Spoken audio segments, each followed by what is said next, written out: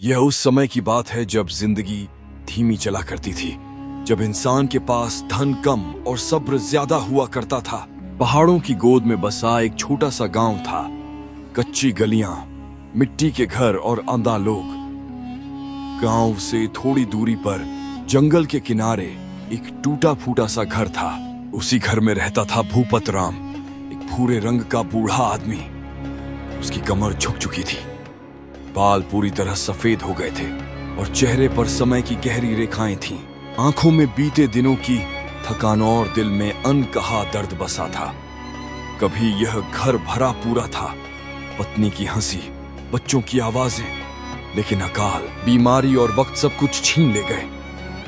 अब इस दुनिया में भूपत राम का कोई अपना नहीं था, सिवाय एक कुत्ते की। कुत्ते का नाम था शेरू और रंग भूरा, शरीर मजबूत और आंखों में ऐसी समझ जो बहुत कम इंसानों में होती है। बरसों पहले भूपत राम ने शेरू को नदी के किनारे अधमरा पड़ा पाया था। अपने हाथों से दूध पिलाया, रोटी के टुकड़े खिलाए।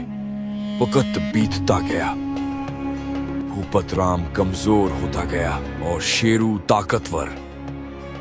शेरू सिर्फ कुत्ता नहीं था, वह रक्षक था, साथी था और उस बूढ़े के लिए वो सब कुछ था जो जिंदगी उससे छीन चुकी थी। जब भूपत राम जंगल जाता, शेरू आगे आगे चलता, रात में दरवाजे पर पहरा देता। गांव वाले कहते थे, यह कुत्ता नहीं, इस बूढ़े की सांस है। एक साल ऐसा आया जिसे गांव आज भी याद करता है। बारिश नहीं हुई, फसलें सूख गईं, कुएं खाली हो गए। फिर आई कड़ाके की ठंड, ऐसी ठंड जो हड्डियों में उतर जाती है। गांव के लोग एक एक करके शहर चले गए। भूपत राम नहीं जा सका, शरीर जवाब दे चुका था, हाथ कांपते थे, लकड़ी काटना मुश्किल हो गया। कई कई दिन चूल्हा नहीं जलता, कभी कभी सिर्फ पानी पीकर रात गुजारनी पड़ती। शेरू भूखा रहता, लेकिन अगर एक रोटी भी मिलती तो पहले भूपत राम के सामने रखता। फिर वह रात आई जब भूख और ठंड ने भूपत राम को जमीन पर गिरा दिया। आसमान से बर्फ गिर रही थी, सांस टूट टूट कर आ रही थी। शेरू भौंका, लेकिन जंगल चुप था। शेरू ने अपने मालिक के चेहरे को सूंघा। उसे समझ आ गया, अगर अब कुछ नहीं किया गया तो सुबह नहीं होगी। यह वफादारी की परीक्षा थी। शेरू दौड़ा, अंधेरा, बर्फ, दर्द, कुछ भी उसे रोक न सका। पांव जख्मी हो गए, खून बर्फ पर गिरने लगा। वह गांव पहुंचा, हर दरवाजे पर भौंका।